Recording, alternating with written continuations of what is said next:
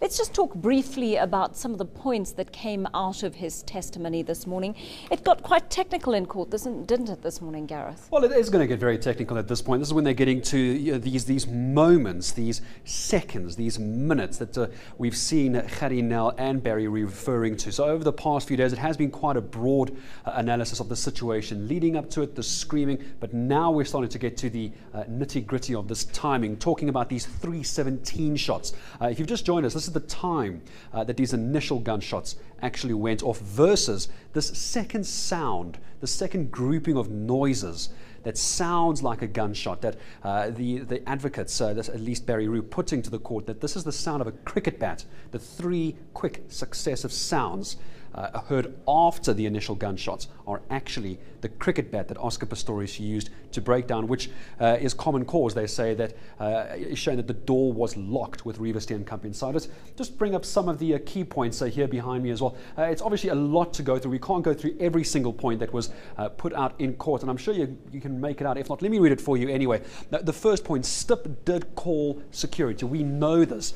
He didn't get to the first time, though, getting to the second time, according to his version, and then heard screaming. Barry Rue coming back and contradicting that, saying in the evidence given, this is actually the wrong way around. In fact, the record shared between the prosecutors and the defense stating in great detail, Joanne, that the first time that Dr. Johan Stipp called the security, he did get through. In fact, that call lasting 16 seconds, contradicting that first part we're looking at, and then didn't and only got through the second time. On that second phone call, the records show, according to Barry Rue, that was the call where the doctor dropped the phone call. It didn't get through to the security the second time.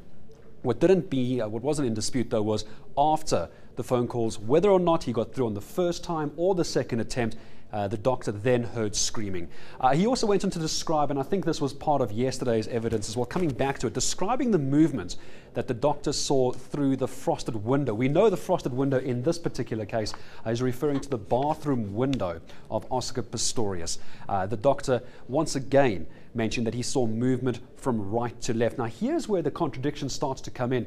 We heard in Oscar Pistorius' statement that the lights were off. It was pitch dark at the time of the incident. The doctor, however, seems to contradict this, stating that the bathroom light was on. It's how he was able to not make out who it was in the bathroom, but through a frosted window, the light was on and he could see movement from right to left. And here we come back to this noise again. It seems in this case, after boom, boom, boom, he did not hear more screams.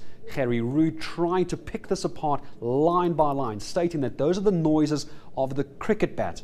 The doctor, this being Dr. Stipp, saying it sounded like gunshots, and that's what both advocates are trying to push. It's this confusion of the sounds, Joanne, that I think these lawyers are trying to pick up on.